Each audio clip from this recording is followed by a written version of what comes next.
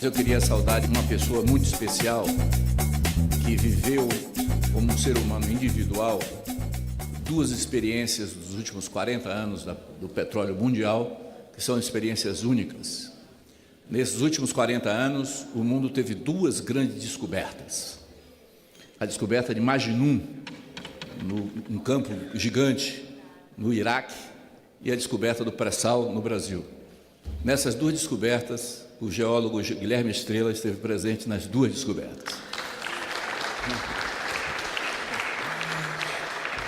Mas eu queria iniciar, meus senhores e minhas senhoras, lembrando que o petróleo ele vive sob uma grande disputa no mundo inteiro. Nos 150 anos ou 160 anos de petróleo do mundo, a disputa de quem vai controlar a renda petroleira sempre foi uma disputa muito intensa. No primeiro momento, as grandes empresas internacionais controlaram. A partir da década de 60, os estados passaram a controlar a dinâmica de produção do petróleo, e hoje nós temos mais de 90% das reservas mundiais controladas por empresas estatais no mundo inteiro.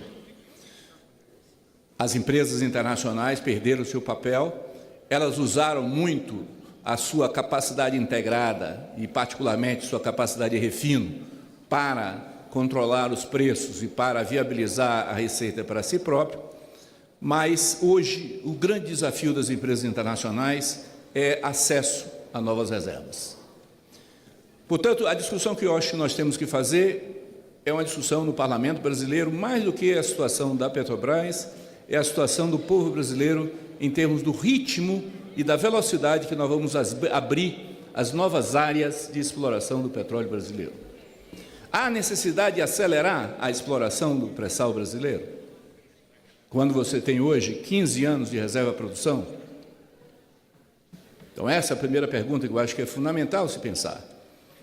Porque se tiver que acelerar, a lógica para acelerar seria a lógica de que o petróleo vai acabar no futuro, ou o petróleo vai perder valor no futuro, e, portanto, você tem que acelerar para poder extrair o valor máximo possível das reservas existentes.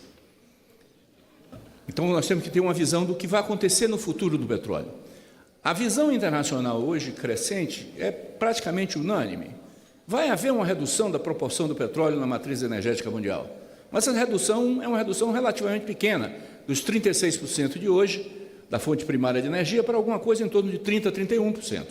De um volume maior, o que significa que você vai precisar de mais barris de petróleo no futuro do que hoje.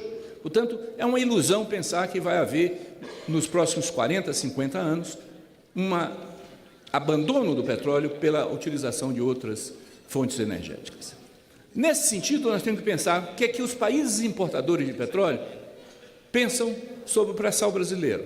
E nós estamos vivendo, por exemplo, no que se refere ao nosso grande parceiro internacional, que é os Estados Unidos, uma inversão muito grande da situação dos fluxos dos Estados Unidos com o Brasil.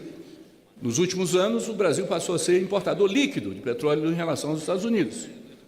Os Estados Unidos está exportando mais derivados para nós, está importando cada vez menos petróleo e, portanto, ele está se tornando um país quase autônomo e quase autossuficiente na produção de petróleo, que é um grande mercado consumidor. A China vai continuar importando, a Índia vai continuar importando petróleo.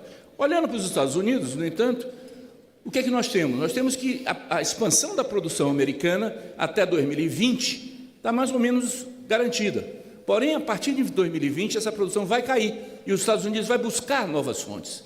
É nesse sentido que, para a lógica de fornecimento para os Estados Unidos, é fundamental acelerar o pré-sal brasileiro, é fundamental que as empresas internacionais venham para o Brasil.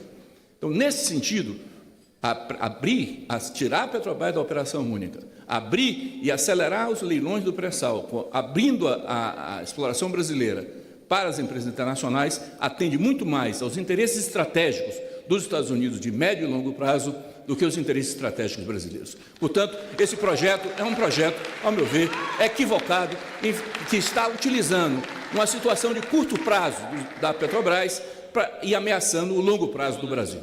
Muito obrigado.